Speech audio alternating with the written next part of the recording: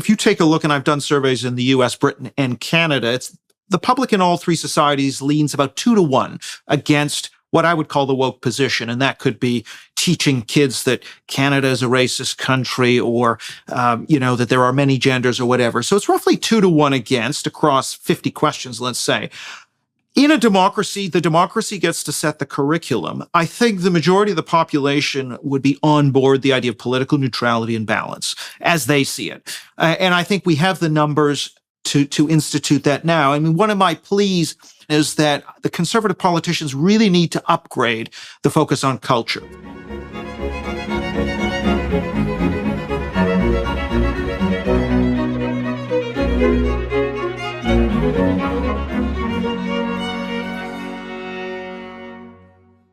Hello, everybody.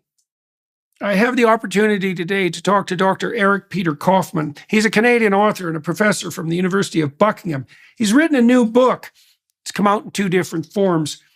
The Third Awokening, or Taboo, How Making Race Sacred Produced a Cultural Revolution.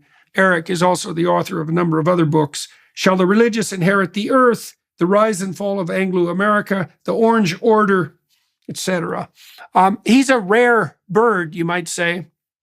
He's a relatively conservative social scientist, and there aren't very many of those. In fact, I think the 2 of us talking are about the only 2 that there are. That's a bit of an exaggeration, but not much. We talk about a lot of things today. We talk about the sacred dimension of the victim-victimizer narrative. We talk about the state of modern universities and what's being done to, what would you say, stem the tide of the radical leftists.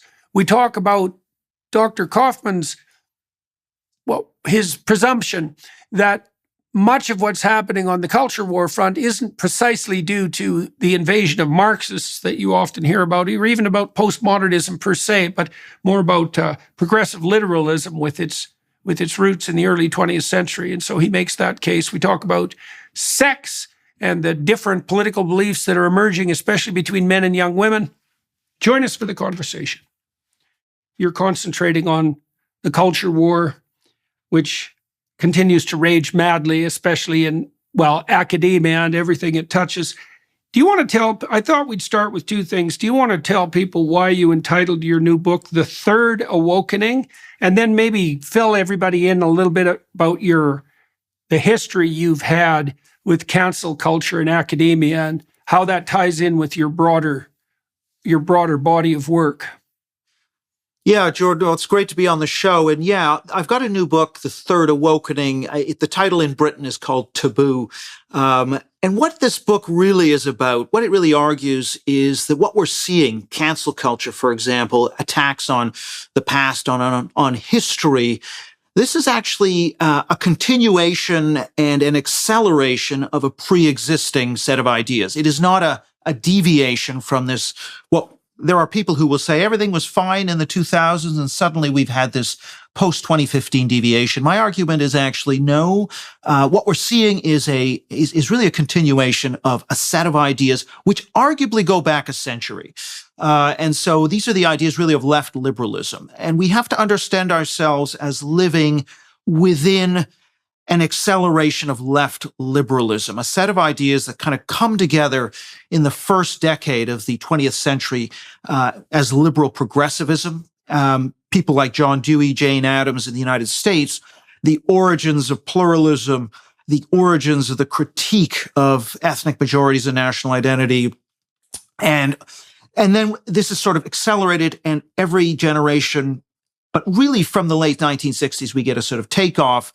And then we've kind of had with social media another acceleration. And so the third awakening simply means that we're not in the first one, that we've had 3 of these emotional outbursts and ideological awakenings. Just like in Protestantism, you have the first and second great awakenings in American Protestantism. These are sort of emotional upsurges. So the first one was in the late 60s, and people forget that you had Black Panthers occupying buildings armed to the teeth. You had students demanding, 50 Black professors be studied, every Black student be admitted. Black studies, this is how Black studies got started, for example, is through demands by people who occupied the offices of administrators. So the late 60s, we have a number of these things. Then there's another awakening, which is in the late 80s, early 90s. That's sort of probably when you and I were coming of age. We had political correctness, Afrocentrism, speech codes, for example. Hey ho, Western Civ has got to go. Changing the curriculum, purging it of dead white males. That talk in the late 80s, early 90s. And then we have another wave, which comes in post 2010. So these are, in my view, continuous. They really touch on the same set of ideas, which is really making sacred a couple of things, which is identities are made sacred. So I define, for example, woke. One sentence definition. People always ask, what is the definition of woke? Well, the definition of woke, as I mentioned in the book, is the making sacred of historically marginalized race, gender, and sexual identity groups. That's it. That's the one sentence definition. And that is also what I would say, what I would describe as the kind of big bang of our moral order. And out of that emerges a kind of very fuzzy folk ideology, which says, so these are the sacred groups. Those groups cannot be offended. So anything you say that might be interpreted by the most sensitive member of such a group as offensive marks you out as a blasphemer. You're profaning the sacred, you must be excommunicated, i.e. canceled. The other part of this is absolute equality in terms of prestigious positions and resources between these groups. So, for example, you can't have a race gap or a gender gap in terms of the boardroom, in terms of admittance to elite universities and so on. It's got to be zero. So equality plus emotional safety. These are the two pillars of this ideology. But the point I make is this ideology is not some kind of system like Lockean liberalism or even Marxism that is it is more of a bottom-up empathizing rather than a top-down systematizing cognitive thing. It's much more emotional. We're attached concretely to the Black civil rights movement, to the indigenous, to the LGBT movements, and it's our romanticization and sympathy for these concrete groups that provides our meaning, and that's primary in the system. It's not a set of ideas like Marxism. It's actually a set of emotional attachments. And so this is very much emotional, and it's driven from the ground up. Okay, so let me ask you some questions about that. Okay, so I guess you pulled out two strings there. You did associate the system of ideas with liberal progressivism, let's say, starting in the early 20th century. But then you were also stressing the more emotional side of it. Let's call it the compassionate side. So I want to ask you, and you talked about it as bottom-up and emotion-driven. So it seems to me that there's the analysis of the woke phenomena has revealed a number of potentially fundamental causal elements. You pointed to liberal progressivism and compassion and the role of emotion, let's say. Other people have pointed to the role of like a kind of a meta-Marxism.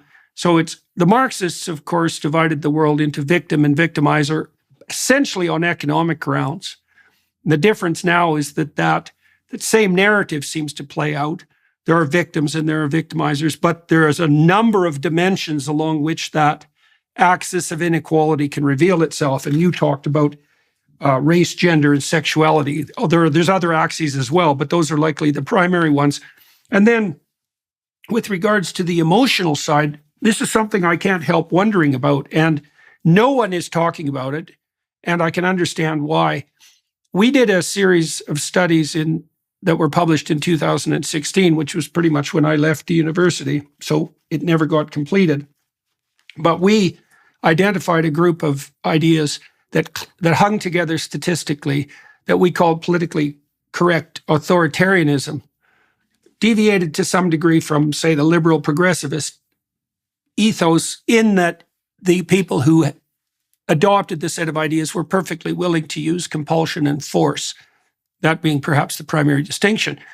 The predictors that we found that determined whether or not people adopted those beliefs were, first of all, low verbal intelligence. That was a walloping predictor. And the second one was being female. And the third one was having a female temperament. And the fourth one was having ever taken even one politically correct course. And so one of the things I'm very curious about, see, I've been thinking that one of the things that we're seeing is the increased female domination of the university system, especially in the humanities and the social sciences. And I think there's a fundamental feminine ethos that's instinctive, that can be made more sophisticated with genuine education, but that has a proclivity to divide the world up into predators and infants. And woe betide you if you happen to fall into the predator camp. It's very tightly allied with the victim-victimizer narrative. And you do point out in your book that there is a predilection for women between the ages of 18 and 34, and this has been shown everywhere. They're way out of lockstep with every other demographic group, way more progressive, far more radically left, way more likely to identify, for example, to even claim that the Hamas terrorists are victims in some sense, which is just an absolute miracle of interpretation. So we've identified a number of streams. There's a Marxist influence. There's a postmodern influence, which we haven't talked about. There's a liberal progressive influence. There's an emotional influence. And then I don't know if you have any specific thoughts about how the increasing female domination, especially of the humanities and the social sciences, plays into that, because that's a major league cultural revolution. The fact that the universities are dominated, for example, administratively as well by females. And so I know that's a hell of a thing to ask you to talk about right off the bat. But I think that's actually really interesting, and I think it is a contributing factor, but I just want to sort of put in a couple of caveats. And the first is we only see this female effect amongst young people. So older women, we don't find greater support for cancel culture. It very much seems to be among young women. The second thing is, if you were to go back to 1970, for example, women were, there's a survey done every year in the U.S., HERI, Higher Education Research Institute, 100,000 freshmen, 18-year-olds entering American universities. In 1970, women were somewhat more conservative than men. 18-year-old women, 18-year-old men. And it's really not till 2004 we start to see those 18-year-old women starting to be more liberal than the men, and that's now widened to about 15 points. And so something's happened to women in the recent period. That's the first point to note. So, and the other thing is that FIRE, which is Foundation for Individual Rights and Expression, does an annual survey in the U.S., 55,000. So there's a lot of survey data in the book. I try and ground this as much as possible in the data. So they ask questions, for example, is it okay to shout down or block somebody from speaking? And on those questions, actually, especially using violence to prevent somebody from speaking, women are less likely than men to support that. On blocking, they're about as likely. Where women really stand out is, should a speaker come to campus who wants to say something that might be offensive? So, for example, that says BLM is a hate group, that says trans is a mental disorder. There you see a big gender gap. And you see it also amongst Republican women, by the way, versus Republican men.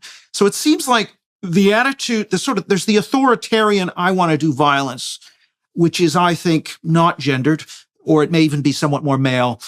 But there's this protective, I don't want anyone's feelings to be hurt. And that, I think, is more female. So I think there are some nuances here. What I would say, the way I think about it is women will tend to back up the whatever is the moral order. If the moral order is a woke moral order, they'll back that up. If it's a religious or patriotic moral order, they'll be more likely to back that up. Whereas men will be more likely to be the contrarians. I think because it's, people will talk about, well, women are more compassionate. But the point is, compassionate to who? Like compassionate to... Well, that is the point. That's for sure. That's the point. Right. So compassionate to the transitioner or the detransitioner? Compassionate to the biological male wants to enter a woman's shelter or a woman's prison, or the women in the prison? The ideology is what tells you who to be compassionate towards. So if we go back to the liberal progressives, Jane Addams was relatively pro-lynching, or at least thought that wasn't a bad idea, because she was very, very empathetic towards white women. And so she was willing to accept that there were these black male predators and buy into that framing. So what I'm just saying is, I think what's happened is an ideology has crept in and told women who to be compassionate towards and who not to care about. Are you or someone you know fighting the battle against cancer? For the last 25 years, Invita Medical Centers have been pioneering personalized, cutting-edge treatment programs for patients all over the world. Invita has been the leader for patients looking for advanced immunotherapy and genetically targeted therapies, all while focusing on fewer side effects and better patient outcomes. As a global leader in oncology care, Invita is committed to healthcare freedom for all. They've spearheaded a revolution in employer health insurance options, empowering companies to provide their employees with access to not only top doctors, hospitals, and technologies, but also the first of its kind nationwide personalized medicine coverage. Invita is doing all of this, plus offering significant tax and cost savings, full transparency, and liberation from the grip of commercial insurance carriers. Whether you're a patient in need or a company looking to break free of monopolized healthcare insurance, Invita could have the solution for you. To learn more about their treatment options, visit Invita.com or visit InvitaHealth.com to learn more about their company insurance programs. That's Invita, spelled ENVITA.com for treatment options, or InvitaHealth.com to learn more about their company insurance programs. So your point fundamentally is that, I believe, is that the ideology specifies the victim-victimizer dimension and identifies the victim. Now, do you think it's so? When we did our study, it was agreeable. I said it was being female and having a female temperament. Those were both predictors. We never saw that in any study we ever did, looking at what predicted beliefs. For example, if we controlled for temperament, sex had no effect.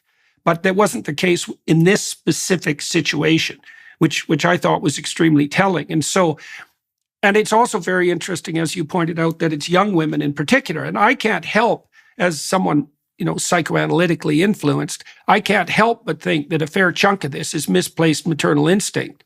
I believe that the young women who are by and large childless in the years when they shouldn't be, are unbelievably sensitive. Well, let's talk about what happened in 2004. You said that's when women started to shift their political priorities. Now, I know from people who've been investigating this that TikTok is a particularly pernicious influence, especially with regards to the campus protests that are occurring right now.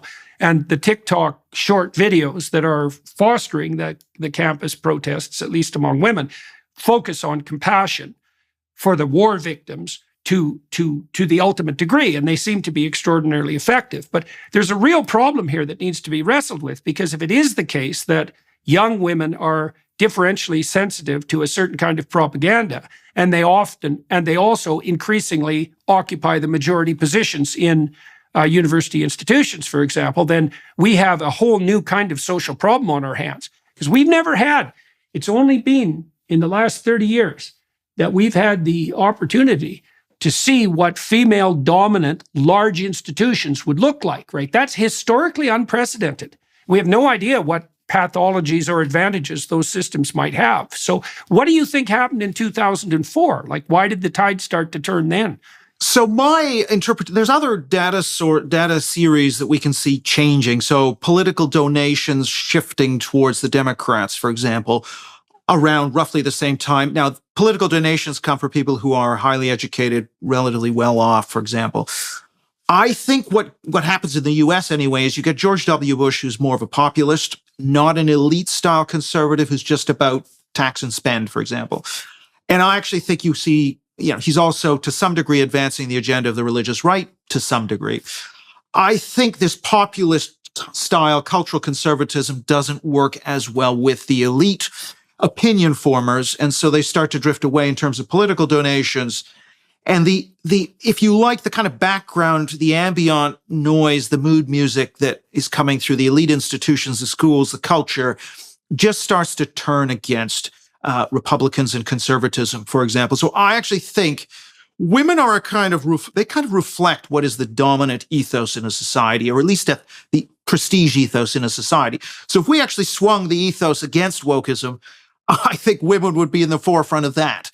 I don't think there's anything biological. So I am more of a sociologist and a political scientist. So I tend to approach these things from a kind of sociology of emotions perspective, which says that ideas can tell you which emotions to turn off and which emotions to express. And now, of course, that's refracted through things like gender. So in this case, I think women will just back up and reinforce the dominant values, dominant ideology of the elites in a society. So I'm not as convinced. Why the elites? Why do you think it's okay? Why would women specifically back up the dominant ideology of the elites? Do you think that's a consequence of something like hypergamy, or what's your theory about that? Because it's weird if they're also standing up for the underdogs. Is it that they accept the elite differentiation of who's an underdog and who's a power monger, and then why is that associated with youth? Let's say with women. I'm trying to disentangle all that. Well, I think there are a couple of things. I mean, one is the education system, which I think shifts in this direction in a big way. I mean, it was there in a few radical centers like Berkeley and the Toronto District School Board, Greater London Council. Yeah. So you had these crazy places. But what's happened is a scaling up. So what my book talks a lot about is these ideas actually go back quite a long way, but it's the scaling up. Now it's in every school. So I did a couple of studies with the Manhattan Institute. 90% of 18 to 20-year-old Americans that I interviewed, sent the survey to, said that they had encountered at least one critical race theory concept from an adult in school. In Britain, it was about, it was a majority as well. Not as high, but a majority. So it's hitting saturation level. So that's what women are getting in class. And then they see it in the institutions, that maybe in the workplace, in the government. So they're seeing this thing, DEI, everywhere. And so they think, yeah, this is the way you have to be a good moral person. And they simply reinforce those values. So I think that is the biggest driver. And I don't think it's just self-interest. So if we take a question like, one of the questions that I ask is, should J.K. Rowling be dropped by her publisher? Amongst young people, it's 50-50. Drop her, not drop her. Amongst anyone over 45, it's in low single digits. So we've got a big issue with young people. But what's really interesting is that if we take this sort of should J.K. Rowling be dropped by her publisher question, women are considerably more likely to say that than men. Now, you might say, well, shouldn't women be sticking up for women and women's spaces and female authors? And well, no, actually. So women are actually going against their own interests as a tribe by supporting the gender, the trans activist case on women's sports, women's shelters, women's prisons, you name it. Doesn't make any sense from a purely feminist perspective. So I just think they're reflecting these are the values that good people are supposed to have, and we're going to reinforce them. So do you think, okay, well, it's perfectly reasonable to suppose that something like the default young female ethos is self-sacrifice in relationship to the marginalized, right? I mean, right. Infants are marginalized. They're in danger all the time. They have to be attended to. Everything they demand has to be granted to them. So perhaps not surprising that women would sacrifice their own interests in relationship to the marginalized, because that's actually, and so certainly self-sacrifice is part of what you might regard as a core in relationship to any moral ethos. The problem seems to be that it can be gamed, and it's gamed so effectively now. And then you also talked about the fact that these young people have been exposed to these courses, so we could flesh that out a little bit. We did find in the study that I described, which was a very good study, by the way. It was only published as a master's thesis because my research career came to a rather crashing halt. But the fact that even one course had a significant effect over IQ and temperament and sex was telling, right? So now, I don't know if you know this, but you might know it. You know that in virtually every state and province in North America, a teacher has to be certified, and that's basically the faculties of education have a hammerlock on that, which is appalling as far as I'm concerned, because I don't think there's a more corrupt branch of academia than the faculties of education. Terrible research, absolutely. Counterproductive research, whole word learning, self-esteem, social emotion. Name a stupid fad, and the probability that it came out of an educational psychologist in a faculty of education is extremely high. Do you know that the K through 12 education system eats up 50% of the state budgets in the United States? So that Really? means that 50% more, sometimes more. So that means that since the 1960s, we have handed 50% of the state budgets to the most woke graduates of the worst possible faculties. We've done that for 4 generations. And now, well, and as you said now in your surveys, you're finding that the vast majority of students have been exposed to, well, what's essentially, I don't know how to characterize it, postmodern meta-Marxist propaganda. It's something like that, although, you're stressing more the emotional side of it. And so, well, I guess we'll discuss that a little bit too when we get to I'm so interested in discussing your solutions because, I think the solutions to the universities is to let them perish by their own hand because they're certainly struggling mightily to do so. So, but you're more optimistic. And so okay, so that's the facts on the ground with regards to state budgets. 50% of their budgets has been handed over to these propagandistic institutions. Well, I think the schools are critical. So one of the things we're finding, for example, is that students largely are formed by the time they come on campus. And a lot of the studies of universities show people's views don't actually change a great deal between when they step onto campus and leave the university. However, so we really have to focus on the school. So one of the things we found in the study that Zach Goldberg and I did was we looked at how much exposure to critical race and gender theory concepts students had in high school. And, we take, for example, somebody who didn't get any exposure to any of these critical race concepts like white privilege, systemic racism, unconscious bias, or the gender concepts, many genders, patriarchy, for example. Someone who got no exposure to that is sort of 50 to 100% less likely to express, for example, white guilt, think that, whites are racist and mean, to favor racial quotas and affirmative action. All of these things jump 50 to 100% less. Yes. Wow. And mind-boggling. So that's between somebody having no concepts and the maximum of 6 concepts. Similarly, by the way, for partisanship, someone with a Republican mother who is exposed to no concepts, there's essentially 60% of them identify as Republican. Exposed to 6 concepts, it drops to below 30%. So one of the points that I try to make in the book is that K-12 education, public education, is absolutely massive and must become a top priority for certainly conservative politicians. If you want to have a hope in the future in terms of turning this around, we've got to get at K-12 education. Okay, so let me ask you about that. I just saw a study the other day, just a graph of a study showing across a variety of different age groups when people believe that their culture, peaked in terms of quality, music, entertainment, food, peace, etc. And the general proclivity was for people to focus on the time between they were about, say, 15 and 19.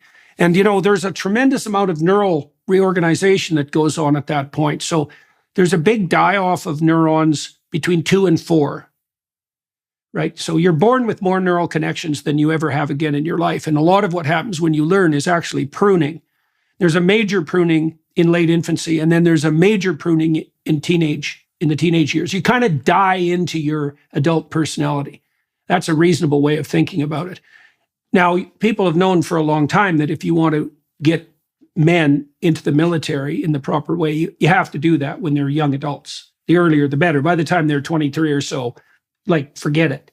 You can't tribalize them, right? So that we don't know exactly the critical period for the establishment of tribal identity, but you're suggesting that your research is indicating that it's actually prior to university. I bet it's the same time that people develop their musical preferences. Right. Well, I mean, that's such a key point that you make about the neurons and brain development kind of ending in a certain way in the early 20s. That tends to manifest itself. I mean, a political scientist like myself would tend to look at these as cohort effects. So your beliefs crystallize to some extent in your early 20s, and you carry those through life. Because right now, I think there's a complacency amongst a lot of people who say, well, young people are woke, but they'll grow out of it. They'll come back, they'll have kids, they'll own a house, and they'll suddenly become conservative. And I think that's quite naive in many ways. I think that may be true in terms of self-interest in paying taxes, but in terms of these core values, I don't think that's likely. And you can see that, by the way, with religion. So secularism, non-religion started with young people, and those beliefs were sticky, and they maintained non-religion through life. And now we're seeing record levels of non-religiosity in the US and Britain, for example. One of my contentions is, yes, there's no question that woke has kind of peaked. We've seen a rollback of DEI in corporations to some extent. We've seen, to some extent, reduced targeting. We'll see about that. Right. They're pretty slippery, man. Just because they don't have the same name doesn't mean they're not up to the same tricks.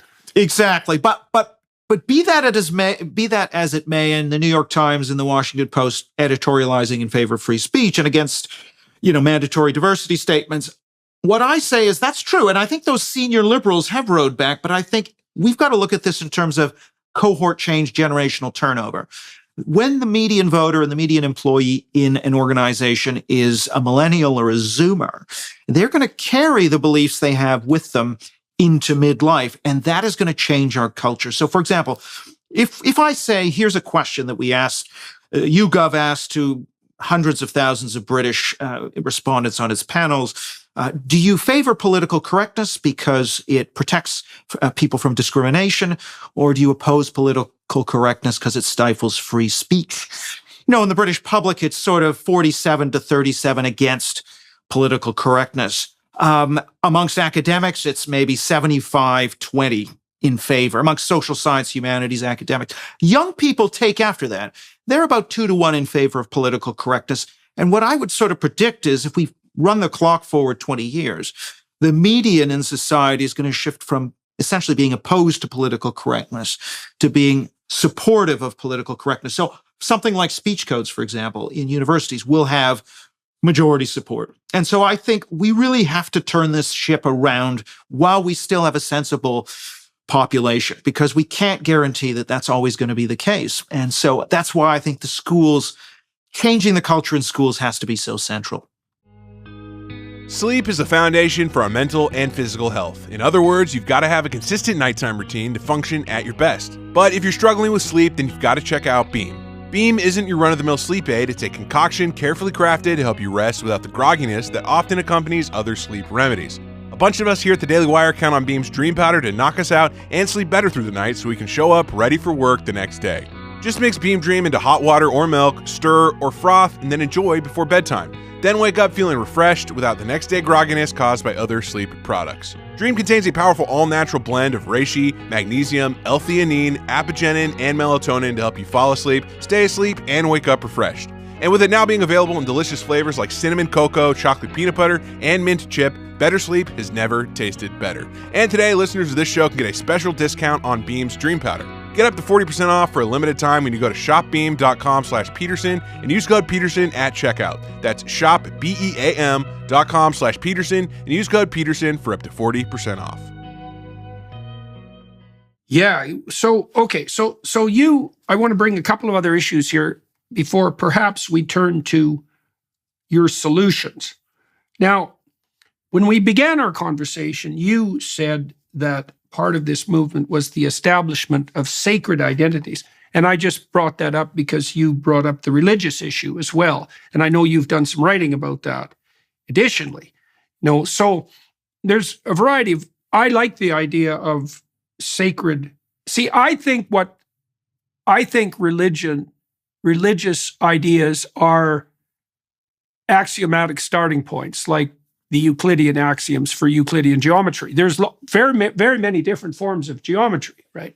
You just have to switch the axioms. The axioms of a cognitive system, I think the word sacred is exactly right, is that you have to accept a certain number of things on faith, and then you can build a logical edifice on top of that, maybe even a functionally logical edifice. But there's going to be axioms at the base. And so I think that any assumption, for example, on the part of people like Dawkins, that we can replace the religious enterprise with something that's purely secular is nonsense. I think what we'll get is a different set of sacred axioms. And you pointed to race, gender, and sexuality. And so why do you first of all, I want to know what you think about that and why you use the term sacred. But I'm also curious about your thoughts with regard to why it was that when we shed our previous set of sacred presumptions, let's say, that it was race, gender, and sexuality that rushed in to fill the void. Right. So why them? Why those axioms? Right. Well, I mean, there is a sort of earlier history, which I don't go into as much in the book for reasons of space. So to some degree, this was directed against immigrant groups were sort of slightly protected by the liberal progressives, not as extreme as race post-1960s. But I think to understand this, we have to go, and one of the reasons I make the argument that this is about left liberalism is that the civil rights movement, starting in the mid-50s, but really it's in the mid-60s, this occurs with the Voting Rights Act and the Civil Rights Act, all things which are things that I support. But as Shelby Steele in his book White Guilt, which I recommend to everybody, he's an African-American. He grew up in the South, experiences what he called a dramatic shift, almost overnight, where the cultural power goes away from whites, where Black people had to kind of genuflect to whites, to suddenly white people having to sort of virtue signal that they are one of the good whites to Black people. So the cultural power flows to Black people. That doesn't mean economic power initially, but cultural power. That's what he said. And in fact, American institutions, they lost their moral legitimacy by admitting that they engaged in the sin of racial discrimination.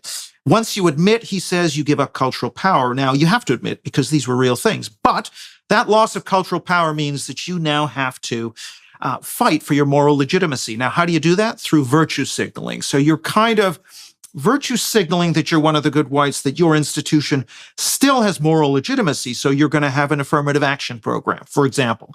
You're going to have some kind of racial sensitivity training, which is the precursor to diversity training. So a lot of these things really begin in the 60s and 70s, which is one of the reasons, and these are not Marxist things. This isn't Herbert Marcuse saying we failed on class, we got to move to identity because they might do the radical revolution. Those people were there, don't get me wrong. You had Rufo is correct, and Lindsay, that at least in terms of the ideas, those ideas were there. But really what drove this, President Johnson was an anti-communist, he was bombing Vietnam. This is not some kind of a neo-Marxist. What this was really about was kind of virtue signaling and saying, I'm not one of the bad people and we're one of the good people. So white guilt, compassion for these groups, and a certain exaggerated catastrophizing fear of the right of conservatives. They're going to drag us back to Jim Crow, back to 1933 Germany, that constant ginning up of that alarmism.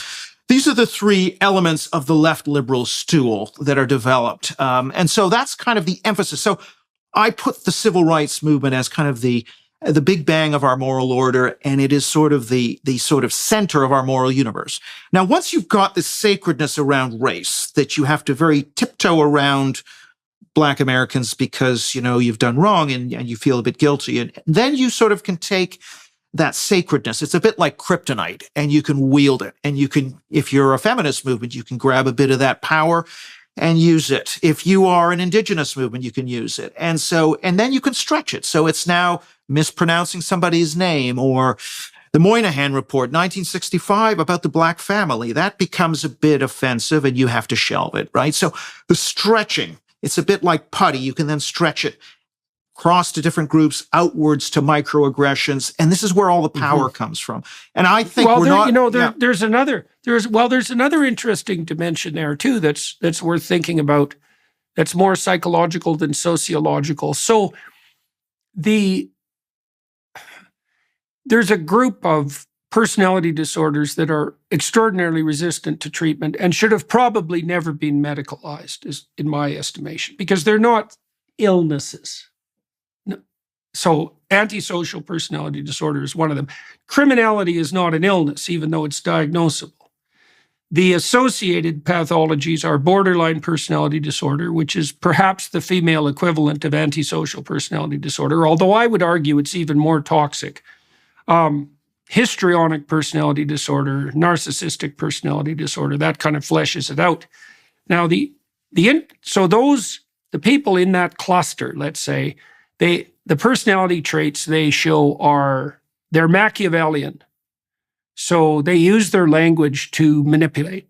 So if someone like that is talking to you, the only thing they're using their words for is to obtain power over you for their immediate needs. That's it. There's no dialogue. There's pure manipulation. They tend to be psychopathic, and so psychopaths are predators and parasites. They are histrionic, so prone to high levels of emotional display, especially negative emotion. They're narcissistic, which means they want unearned social status. And just to top it off, because that's not bad enough, they have a proclivity to be sadistic, which means they take pleasure in the undeserving suffering of others. Now, the reason I'm bringing this up is because that group of people uses claims of victimization to harness guilt to obtain power. So there's an additional twist here that I think is stunningly dangerous. And you see, it's tied in with your notion that the progressive liberals have enabled the radicals. Because here's the problem. If you're empathic and progressive, you don't believe that cluster B people exist, but because everyone's a victim. But the problem is they do exist. And it's in times when that small minority of people, maybe that's 4%, something like that, when they get the upper hand, and they do, they got the upper hand after the French Revolution. They got the upper hand after the Russian Revolution. It is no fun for anyone because they're chaos. They're chaos worshipers. Their best means of obtaining power and even reproductive opportunity is in the ashes. And so I spent 5 years working with Democrats in the US, and it got frustrating, and so I stopped doing it. But part of the reason it got frustrating is because I could never get any of the ones that I worked with, and that was a lot, to say to me, when does the left go too far? And I would point out the dangers of the cluster B psychopaths, and they just hand wave. It's like, oh no, they don't really mean what they say. They don't mean what they say when they're talking about equality of outcome, for example. Kamala Harris, she doesn't mean equality of outcome. She just means equality of opportunity. And it is stunning the degree to which that's an axiomatic belief of progressive liberals, that radical left fringe doesn't exist or they don't mean what they say. That's universal. I've literally not talked to one of them who, including Robert Kennedy, by the way, who was willing to say, for example, what you said in your book, which is that we better watch out for the demand for equality of outcome. Because I do think that's where the pathology really manifests itself. It's like, really, you want equality of outcome, do you, along all dimensions? And how are you going to obtain that exactly, except by force? Well, maybe we want force. It's like, yeah, maybe you do. Yeah, so there's this interplay between sociology and thought and psychopathology that people aren't attending to, and it's very dangerous because the other thing that's terrible is that social media seems to enable the cluster B types because in normal conversation, they're subject to the restrictions that face-to-face interaction carries with it, like the possibility of getting hit, for example. But none of that is there on social media, and that enables, as far as I can tell, that enables this psychopathic manipulation to have essentially free sway. Yeah, I mean, that's really an interesting set of observations. I think you're right. And I guess we're agreeing, but from different ends of the telescope, because I think that what's happening is this large group. So in a university, the median academic is liberal left, soft left, not far left. It's 50 to 60% of the university. And this is why, for example, by a 2-to-1 ratio, social science academics in elite universities support mandatory diversity statements. So this is not something they're being forced to do by a few crazies.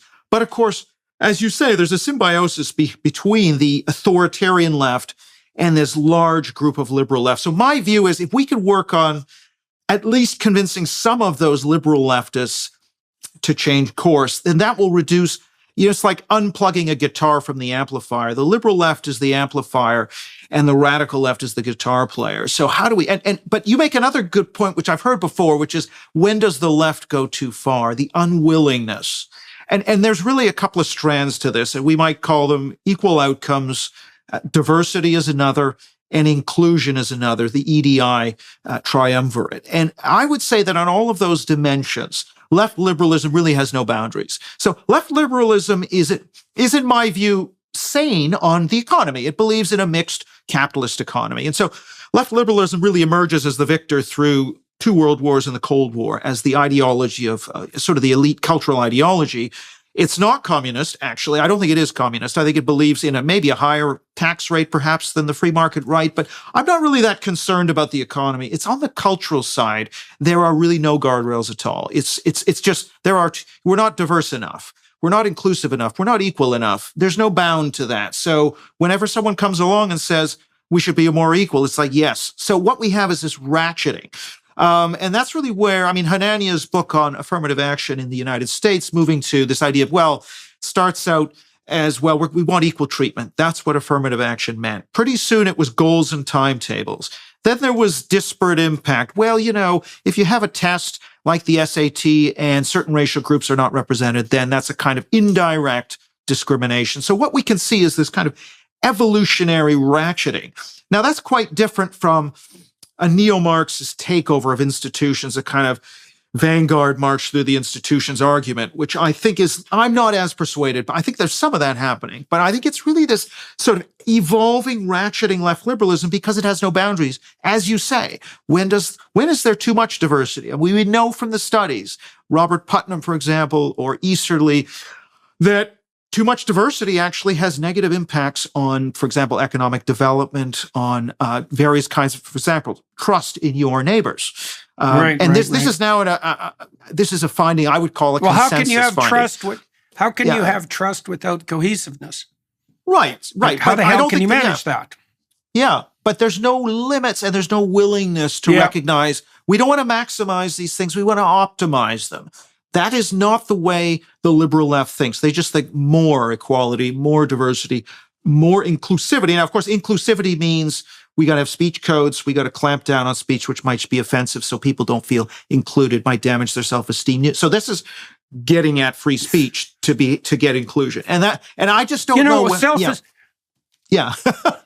Self-esteem. Well, I've been watching these pathologies grow in psychology for 30 years. And the social psychologists in particular, they've irritated the hell out of me for like 3 generations. And so self-esteem, people still use that word. So here's what self-esteem is. Self-esteem is trait neuroticism minus extroversion. There's no such thing as self-esteem. It's a complete bloody lie. It has no construct validity whatsoever. It's an index of your temperamental proclivity to negative emotion. And women have lower levels of self-esteem because they have higher levels of neuroticism, and that kicks in at puberty. And so this is a good example of how the educational psychologists and the social psychologists have actually perverted the whole culture, because we actually believe in things that don't exist so deeply that people use them in their speech as if they're actual facts, maximizing self-esteem. It's trait neuroticism. It's extremely difficult. It's very much set temperamentally. It has a very powerful genetic, what would you say, foundation. Neuroticism doesn't differ between boys and girls. It doesn't kick until puberty. It's different between men and women all around the world. And, so we can't lower people's self-esteem. It means we're aiming at a target that doesn't even exist. And we're using ideological means because we've got our measurements wrong. So, all right. So one of the things that was striking about your book, and I don't know how to rectify this apparent paradox, you make the case that we've raised a cohort of kids who've been thoroughly propagandized in high school, let's say, because that looks like about the place where it's occurring. And your belief is that that's pretty sticky. Although there'll be some movement in a conservative direction. People get more conscientious as they get older. They get more agreeable. They do tilt a bit more towards conservatism. But you believe that a lot of those ideas will be sticky. And that means that that's going to dominate, let's say, in positions of power 10 years down the road. But by the same token, you also believe that there's time to turn the ship around. So let's talk about that. You have 12 ideas, and I'm really curious to see you go through them. So, well, you Right. lectured for us at Peterson Academy, right? That's right. That's right. Yeah. Right. But- So that's one of our answers to the problem. And that's launching, by the way, at the end of the month. Fantastic. Yeah. So- And it was a very enjoyable experience. I didn't teach anything particularly controversial, but still. What I would say is there's really two different approaches to dealing with the issue. I mean, one is what I might call libertarian, and that's using market-based solutions. And the other is interventionist, using government-led solutions. Now, I actually lean more towards the second than the first, which may jar against some of the libertarians in the audience. So, for example, I think when it comes to the battle of ideas in the media, I think it is the barriers to entry are quite low. You can set up a podcast. You can have the impact that you're having, that Joe Rogan is having. But when we're talking about universities or tech firms, particularly search engines, there are natural monopolies and there are sort of market failures. So there are first mover advantages to being Harvard. It's going to be very hard for Harvard's reputation. I know it's dropped a little, but it's going to be hard for that rank ordering to change a lot. And similarly with school. So the view that we should simply have school choice, and that's going to fix the problem. I think school choice is great, but I don't think it's going to make much difference. Surveys that I've looked at, for example, show that kids who go through to private school, to parochial school, who are even homeschooled, actually don't differ very much in their views. And in addition, the amount of critical race and gender theory that they are being exposed to is relatively similar. If you think about universities, even in homeschools, very, very. It's a little bit lower, but in the data that I've seen, which is the FIRE Foundation Individual Rights and Expression, and also we also asked a school questions on our 18 to 20 survey. Now we didn't get a ton of variation. Now it could be that the homeschool kids, we got a selection of those homeschool kids which wasn't representative. I don't know. Maybe that's the case, but is it a curriculum? Is it a curriculum issue? Like, well, how do you account for that? Because on the face of it, that seems. I believe it with the private schools because my experience with private schools is that they tend to be as woke as the public schools. Maybe not quite as much, but pretty much. The homeschool one, that's more complex, but it's not that easy for parents, for example, to set up a curriculum, and the curricula are well dominated by the ideology, let's say. But how do you make sense of that? Right. Well, I think there are some differences. So on the gender ideology, there's a bit less amongst the homeschool. Now, we don't have a massive sample, but there looks to be some effect, but it's not massive. And my point is, if you are a really switched on parent, you could send your kid to a classical school if you have that option nearby.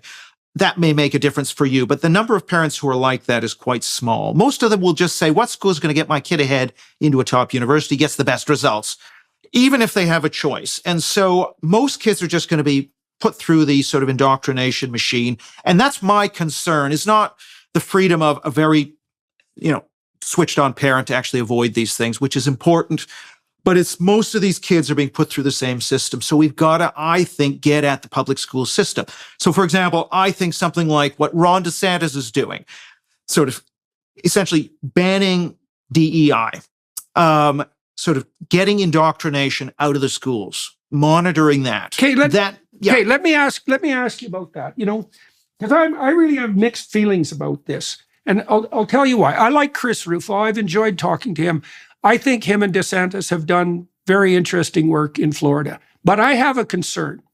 And the concern is that once you establish the precedent that the universities can be directed from the top down by the politicians, particularly, to set their curricula straight, you set a vicious precedent. And I believe that the work that Rufo is doing in Florida, setting up the new university, for example, and pushing back against DEI, is laudable, partly because all the universities to speak of are woke, with the possible exception of like Hillsdale. And so even if there is a risk of overshooting on the conservative side, they're at such a disadvantage that practically speaking, at the moment, that might be necessary. But like, if the universities are incapable of governing themselves, and that would go along with the faculties of education, and we turn that, we move that responsibility up the political hierarchy to the elected officials, we open the door for mass intervention in the education system for ideological reasons. And that's like, so I just can't see that I see that as a solution with a lot of attendant dangers. So I'm wondering, like I said, I understand what Rufo is doing and why, and DeSantis as well. And I think they're both sensible people, but that doesn't mean that it'll always be sensible people doing such things. No, so I would draw a very stark distinction between K-12, between the school system, where you've got minors who are captive. They have to be there. They have to parrot back what the teacher says in order to get a good mark.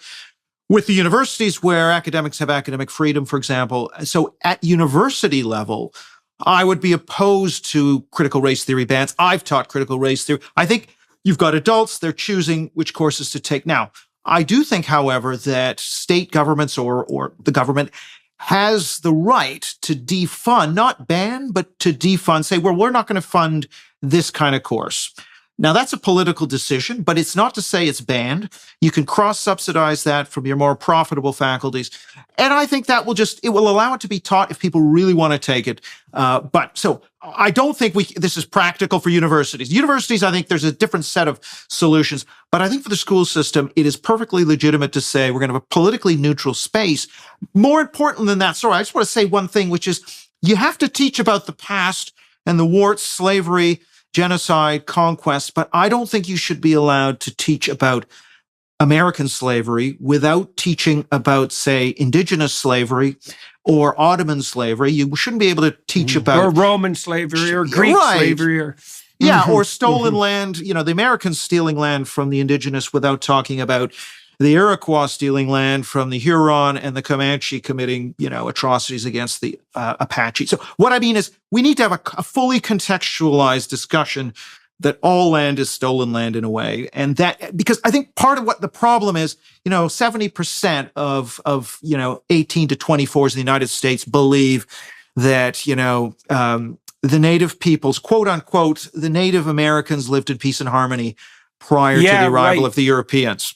Right. So this is exactly the problem is we have a very They were all wise stewards of nature and everything was peaceful and harmonious. Yeah, right. Jean-Jacques Rousseau 101. It's so pathetic. Yeah. So I think that kind of really, that sort of attempt to forge the curriculum. And now if you look historically, Canada, the US, Australia, Britain, conservative parties have tried and failed. They've essentially been outdistanced by the education establishment time and time again on this stuff. That's going to have to change. They're going to have to get hold of the curriculum and insist on a balanced curriculum and political neutrality. Britain has a law on the books that schools cannot politically indoctrinate. But what they do is they say, well, critical race theory is not political. They get around that. Yeah, right. So that begs the next question. It's like, once the institutions that we're discussing, the faculties of education, let's say, once they're universally corrupted, who the hell has the wisdom or the time in order to manage something like curricula analysis? Like I went to the Republican Governors Association meeting, which was an interesting thing to do. I did that last year. And one of the things that really struck me and kind of strikes me in general about the Republicans, it was a rather dull meeting. They were trying to appeal to their donors, so I expected a bit more spice, but it was dull in a kind of competent administrative manner. So the governors would get up and they would talk about what were essentially local micro initiatives that were sensible and practical, but they weren't the sort of cultural transformation vision that's necessary for people to sit down and say, okay, well, the faculties of education are propagandizing. What do we want our children to learn? Like Rufo is an exception to this maybe, but he's a singular sort of person. I don't see widely, I spent a lot of time talking to political people all across North America, and it isn't obvious to me that I see anywhere the kind of expertise or even the time that's available to manage such a thing. So how do you envision that happening? Well, I think there are groups. So the National Association of Scholars has model curriculum, civics curriculum that they're developing. Some of the think tanks, Manhattan Institute as well. So there are now model curricula. In Britain, History Reclaimed is working on this. So we actually have got model curricula that, say, conservative governments could adopt. They have to have the fight with the educational establishment, which, by the way, they have had and lost. Now, you look at, for example, DeSantis, the African-American, the AP, for example, I don't know if you recall where DeSantis rejected the AP for African-American studies, was filled with critical race theory, forced the critical race theory to come out of that. That's an example of what I'm talking about, is you actually have to get into the weeds of this, and you have to insist, and you have to do inspection. You have to mainstream it into the inspection regime. All this very boring, technocratic, bureaucratic stuff. I just think, so it's a bit, I use the analogy of Elon Musk taking over Twitter. Had so much more of an effect than Gab Parler. Those are important. To have these alternatives are important, but I just think we're going to have to get our hands dirty, get into the weeds of the details of the curriculum, and insist on a balanced curriculum and actually have that fight. If you're always trying to stay healthy while on the go, if you're on the lookout for products to boost your immune strength and gut health, you need to check out Armra. Armra is the gift that keeps on giving. It'll help strengthen your skin, lungs, and gut barriers, optimize your microbiome, and activate cellular performance to revive whole body health. Armra products are not just effective, they're also your trusted companions. They're clean, safe, and have a solid foundation of extensive research. Manufactured under the most stringent testing and quality standards in CGMP and FDA-certified facilities, Armra is a brand you can rely on. Every day, chemicals, pollutants, pathogens, and processed ingredients pose a threat to our mental and physical well-being. The need for protection is more pressing than ever. If you want to give Armra a try, they have a special offer for Jordan's listeners. Right now, you'll receive 15% off your first order.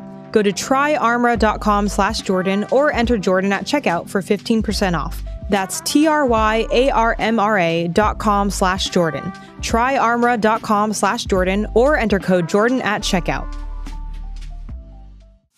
Okay. Well, let's, fair enough. I'm going to point out a couple of problems again. And it's not because I don't agree with you. It's just, like you said, or implied at least, the devil's in the details. I mean, the person who took over Twitter, that was Elon Musk. And he's a complete bloody monster. And he's run many difficult corporations and done impossible things. And so he's like, there's one guy like that. And he fired, 80% of the Twitter staff? And nothing happened except the place got better. Now, the Pareto distribution for large corporations or large enterprises kicks in very viciously. And so the Pareto distribution, mathematical equations indicate that the square root of the number of people in a given organization do half the work. And so if there's 10,000 educational bureaucrats, then 100 of them do half the work. And that basically means you could fire 80% of them. And if the whole place is corrupt, you probably have to. And I just can't see how the hell the conservatives are going to manage that, because it could easily be that 80% of teachers need to go. Now, I know there are places like the Acton Academy and so forth that are setting up educational institutions where teachers, for example, are much less necessary because the students take a lot of the work on their own. And I understand, as you pointed out, that there are places that are producing model curricula, but I've talked to Republican governors, for example, who've tried to take on the teachers' unions in their own states and, failed because they have 50% of the state budgets and they're insanely powerful. They're much more powerful, generally speaking, than the governors are. So, right. Well, so you talk about Florida, and Florida is a good model, but that's one state, and so lay out some more of your ideas for how these things might change. Well, I do think so. It's already having an effect in Florida. I mean, the chilling effect on the CRT bans, and those are being now. I think there are many red states, and I've lost track of the number. It might be approaching 25 that are rolling this out. And actually, there is compliance. It's not perfect, but I think if the Republican Party in these states is serious, it will invest political capital and it will demand accountability. It will ask people to sort of, what are the inspections saying? You have to report to the legislature on progress. And I actually think that process, first, because I also think most teachers are I think a lot of teachers are flexible, and actually teachers are not quite as left-wing, believe it or not, as academics. So there is actually, I think, more receptivity. Now, you also need to open up new avenues into the profession so you don't have to require an education degree. There's all things that you need to do. So there's a whole set of things we can do as liberal democracies. Likewise with the government, getting CRT and DEI out of government is something I think we can do. I think you can, so through political appointments, you're probably going to have to fire some people. You might have to set up new agencies. So on the UK, we have the Higher Education Freedom of Speech Act, where there's a new 10-person academic freedom directorate. That's a new institution. Now, I actually think that's a good thing. Now, it could be that Labour comes in and defangs it. Fine. I mean, perhaps to some degree, this becomes a matter of political contestation. Because really what all of this gets down to is the only institution that the sensible majority on the cultural side can control is the elected government. That is the only institution that we have. We haven't got the schools, the universities, we haven't got the civil service, the quangas. What we actually need to do is to use elected government to reform all of these devolved bodies and also institutions relying on public money. We're not trying to indoctrinate them. Our goal is political neutrality and balance. That's it. I think that has to be the goal. And that's maybe where I disagree a bit with Rufo and some others who want to put in a different ethos based on Christianity or Yoram Hazony belief. I don't believe that. I believe we can have political neutrality and actually you can chill activists within the academic sector. So let me ask you about that, because the postmodern rejoinder to your claim is that, well, you claim that your anti-DEI stance, let's say, is politically neutral, or that there's even such a thing as political neutrality, but really all you're trying to do is, what would you call it, sneak in an alternative ethos of power to replace the one that is highlighting the victimized and the marginalized, and pushing things back 50 years into the hands of like white Christian conservatives. Because for the postmodernists, there's no neutrality. There's only a battleground of power. That's it. And they believe that, and they believe it technically. And certainly the radical leftists not only believe that, but revel in it because it allows them to use power with no guilt. And so on what grounds are you convinced that the claim that institutional neutrality, for example, could be instituted and that it actually constitutes neutrality? What's your philosophical justification for that claim? Well, philosophically, what I approach the whole book with is this idea of human flourishing, a kind of utilitarian argument that says we want to have a certain amount of equality, a certain amount of diversity, a certain amount of inclusion, but only the amount that is optimal to maximize human flourishing in the system. I think we've overshot on those three, and we have to sort of move it back, not back to where it was in 1950, but back a little bit further. And so the idea there is institutional neutrality is critical for people to have trust in the system. Now, we already have, for example, the civil service in Britain is supposed to be neutral. We already have this aspiration, and I think a lot of people, even left liberals, will actually be convinced by it. They're not postmodern in being radically cynical, the way that, some of them are, but I think many people will be won over if you say, look, what we want is neutrality. You've talked about, American slavery. We want to talk about Ottoman slavery. I think that making that argument can win over some people. And I think a neutrality argument is more winnable than to say, we're going to replace your ethos of woke with our ethos of public religion, to use Hazony's argument.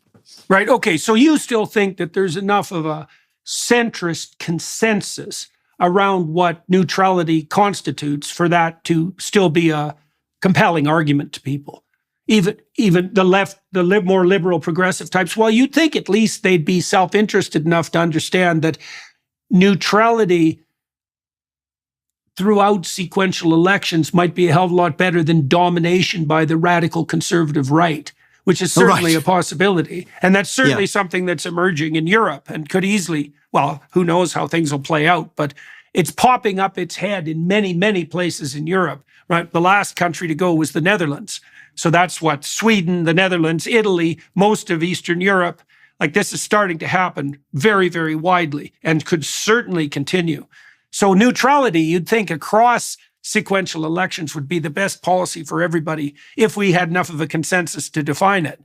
Well, I'd also say, too, that right now the public, if you take a look, and I've done surveys in the US, Britain, and Canada, the public in all three societies leans about 2-1 against what I would call the woke position. And that could be teaching kids that Canada is a racist country, or, that there are many genders or whatever. So it's roughly 2-1 against across 50 questions, let's say.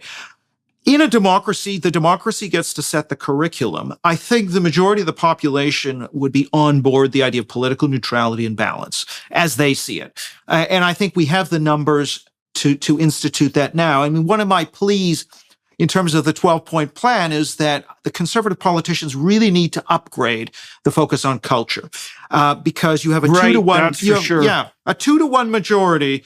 These are clear wedge issues. They divide the left and they unite the right. A question like, should Winston Churchill's statue be removed from Parliament Square? If you take conservative voters, they are, overwhelmingly strongly opposed to that.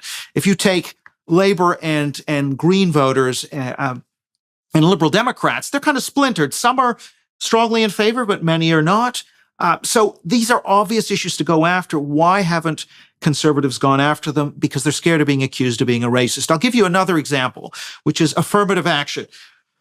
Red states, only 4 red states have got bans on affirmative action. 13 have bans on abortion. Now, abortion is a relatively bans on abortion are relatively unpopular. They may have a 1/3 support across the U.S. population. Bans on affirmative action might have a 2/3 support, and yet there's very little of it in red states. How do we explain that? Well, we explain it, first of all, by the fact that this issue has not been important enough for conservative politicians. Hanania does a good job of talking about that. And also that the abortion lobby, the gun lobby, they're very organized. They put pressure on Republican politicians between elections. The anti-affirmative action lobby is totally disorganized and cannot hold conservative politicians' feet to the fire if they do nothing about it. That has to change, that organization between elections. We have to be putting much more pressure on our politicians to raise the importance of this issue and to deliver on that issue. Now, that may be changing. Well, I've seen in Canada, I talked to a lot of conservative politicians in Canada and a fair number in the US, although I think the proclivity for this is much more marked in Canada because it's more left-leaning. 10 years ago, the typical conservative was terrified in Canada of saying anything that smacked of social conservatism. And there was a very specific reason for that. And the reason was, if any one of them came out publicly and said anything socially conservative, then the woke psychopathic mob would take them out on social media, like as an individual, right? They'd be targeted and destroyed. And that was very effective. And the conservatives, who are also very guilt prone, like that's the other thing too, is that the left radicals have this tremendous advantage because, especially the really psychopathic ones, because conservatives feel guilt, but radical leftist psychopaths feel none. And they can use guilt as a weapon, and conservatives are very sensitive to that. So you get that combination of clear threat, because it is no fun to be mobbed. It's really, really hard on people. It drives them to not only to distraction, but often to suicide. You lose your job, you lose your friends, you lose your reputation. No one has enough courage to stand up beside you. The radicals had the conservatives cowed completely. And affirmative action is a real touchstone for that, because to even question it, well, it's changed to some degree now, not that much, but to even question it meant the probability that you could be accused of being a racist was like super high. It's going to happen instantly. Right. But I think this is where you have what political scientists would call an Overton window of acceptable debate, right? And if you're outside that window, you can be canceled, but you can be attacked by the press. But what we've actually seen in Europe and in the US is, you take an issue like immigration, that was a taboo.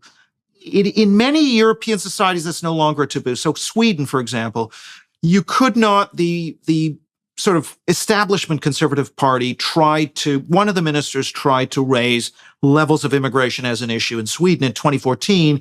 He was attacked in the media as a racist. Okay, he's shut down. But then what that means is the next year, the Sweden Democrats swoop in on 12.5%. And of course, they've reached 25%. U.S., Trump was the only candidate of 17 primary candidates in 2015-16 to make the border a signature issue. He was willing to go there. Now, once you break the taboo, all of a sudden, as in Sweden, now all the parties are talking about immigration, and the taboo it's not gone entirely, but the Overton window is open quite a bit. And so in Canada, likewise, we're going to need that. Now, we've seen it a bit on the gender issue. Premier Higgs in New Brunswick. We've seen Scott Moe in Saskatchewan. That's the beginning of an opening up of a conversation. You need a brave politician like Higgs to break the ice. The next thing that we need to see from a Canadian politician is to break the ice on this hoax of the mass graves. Somebody has to sort of say the emperor's new clothes on this thing, because there is no evidence of this. And it underpins an entire garment-rending attack on national history, on the founders of Canada, etc. Now, who's going to throw the first stone in that? I don't know, but it has to happen. And I think I would argue that, in fact, the population will follow you. Because, for example, in the surveys I've done, by 2-1, Canadians do not want Sir John A. Macdonald statues removed.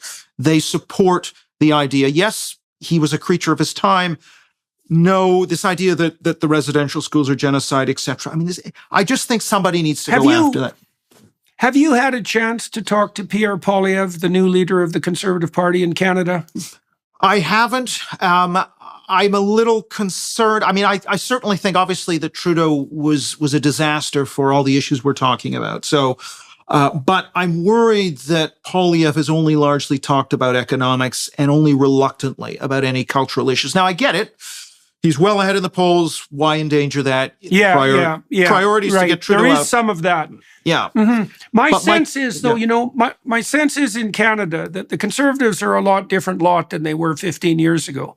Like, Danielle Smith has a spine, Scott Moe has a spine, Higgs has a spine, so does Poilievre. Poilievre isn't pushing the cultural issues at the moment, and I think it's partly because, and I think this is actually wisdom to some degree, if your opponent is busy slaughtering himself, you might as well just stand and watch. Well, seriously, there's no sense causing a tremendous amount of trouble while that's occurring. But the Conservatives are much less intimidated in Canada than they were 15 years ago, like a lot. And they'll certainly make an issue of the sorts of things that we've been discussing in a way that wouldn't have been conceivable in, say, 2010. I think that's right. I think that it's also, but I do think it's important for the grassroots to some degree hold Poilievre to account when he's in office. If, for example, he backtracks on defunding the CBC, if he doesn't do anything, say anything on immigration, on culture wars, I think that, and my worry, having seen it in Britain, where the Conservative government came in with the support of Brexit voters and essentially did not deliver, hoping that the voters wouldn't notice. So that's my worry, but I don't know is the honest answer. I don't know him or his cabinet. So let me ask you a more personal question, maybe, and then I'll see if there's anything else you want to talk about on the YouTube side of this discussion. Would you characterize yourself politically? Where do you characterize yourself politically? First of all, that's the first question. I mean, I think that, I don't think I'm so I think economically, I'm sort of centrist. I have many centrist views. I believe in the welfare state. I actually think tackling climate change is actually a worthwhile thing to a degree, and using nuclear and using a whole bunch of other.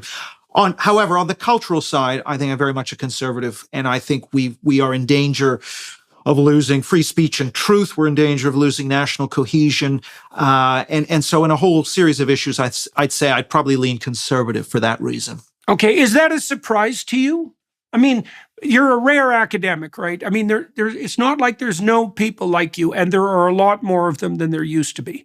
I'm in touch regularly with a group that we communicate by email that's got like 100 people on it. And there's more people who've been, many of them kind of slipped surprisingly into the conservative camp over years, but it's rare. It's still comparatively rare, and it's particularly rare in your field, I would say, although that's also the case in mine. So, why is that the case with you, and how did you come to these conclusions? Well, and how did you manage any degree of success while having them? Yeah, it's a tough one, as you probably know yourself. I mean, anyone right of center is 5% perhaps in the soft social sciences, and that's what the surveys seem to show. Now, I haven't changed my views, really. Not really. I can't think of any major change that I've had in my views since I was in my 20s. But yeah, you keep your head down. You sort of write things that are not controversial, that are in fields that are not political. And that's what I did for many years until about 2018 or thereabouts. I was a full professor. I was head of department. I felt that I kind of did what I'd wanted to do in terms of publishing. I published in the major university presses and journals. And so I just thought now's the time to actually, with the populist moment and the rise of Brexit and Trump, I sort of, I was talking about why I think these things happened in a different way. And I was also more openly critical of the social justice movement. And that is really what got me under attack from Twitter mobs, open letters, internal investigations, right, which are prompted by people inside the university and outside who simply have to bombard your Twitter feed and put in a complaint against you, and then you have to Okay, well, I think what we'll do, and I'll let everybody watching and listening know this too, I want to talk to you for another half an hour on the Daily Wire side. Let's not step into what happened to you personally. Okay. Let's do that on the Daily Wire side. And I guess what I would like to do, are there other issues that you're working on now or that are germane to this new book that you would like to close with? Let's say, are there some other things we haven't talked about that you'd really like to bring to the attention of people on the YouTube side? Well, I just say a couple of things. I mean, first is that I think that woke and cancel culture are connected to many different issues that are very pressing to a lot of voters. And one of them is, you look, the populist right is going to do very well in Europe in the European elections coming up in a couple of weeks or thereabouts. This is really so it's not just about free speech and truth. When we talk about cancel culture, it has downstream effects. If you can't talk about immigration, you're not going to get control of your border. You're not going to be able to deport people. And then you're going to have populists rising up because the mainstream won't touch it. I use the example of Soviet department store. You can only sell black pants. Well, then you're going to have somebody popping up and selling blue jeans. So if the mainstream parties are only selling one immigration policy, then the political entrepreneur, which is going to be UKIP or the Sweden Democrats or Donald Trump, is going to pop up. So if you care about polarization and populism, you have to have free speech, which means we have to deal with woke. And I should just say one other thing, which is I'm trying to, both with this book and with a new course that I've run this year it's an open online course on woke, trying to get people to understand what's led to this problem and why so many of the things that we argue about and talk about, crime, healthcare, education, they're downstream of this. So we can't, one of the things that I fear is that the culture wars get siloed into this narrow campus bubble, and people think it's a minor thing, and they forget that it has many, many effects on a lot of issues that a lot of voters care a lot about. So I just think it's a much bigger thing. In a way, it's the future of our civilization. It's not just a little culture war. Yeah, right, exactly. Well, that's the thing, is you got to see what the source is. And it certainly seems that the source of much of the trouble is, I think it's the higher education system. And then it's more specifically the ideologies that have gripped the higher education system, that people have allowed to grip it, I suppose, and also enabled.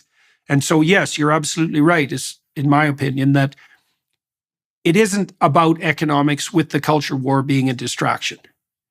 It's partly too, one of the things I've come to deeply understand, that wealth is a consequence of an ethos. It's not a consequence of natural resources. In fact, the natural resource curse is one of the economic facts that seems to disprove that entirely. Countries that are rich in natural resources are often, in fact, statistically more often, not likely to be rich, because they become corrupt, for example.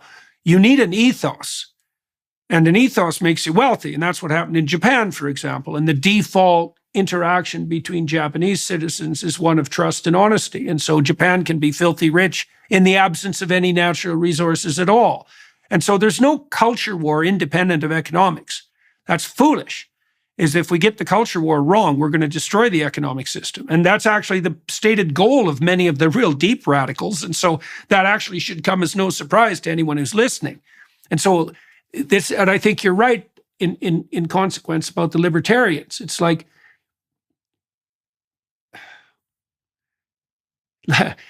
you need a certain kind of cultural consensus so that less government is even an issue. And it's not going to be less government. It's going to be better distributed responsibility.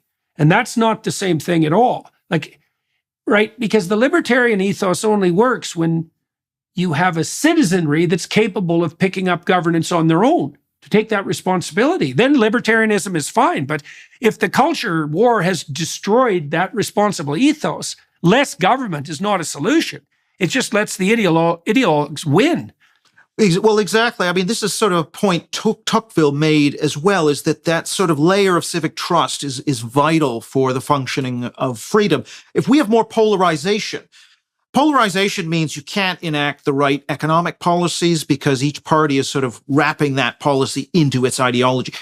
People can't be rational and detached, right? And this is one of the things I think that the left loses sight of, is that if you try and infiltrate institutions and politicize them, civil service, schools, corporations, you are actually going to cause half the citizenry to lose trust in those institutions. And therefore, if without trust, I mean, as Putnam's work, a lot of people have done work on the salutary effect of trust on entrepreneurship and innovation.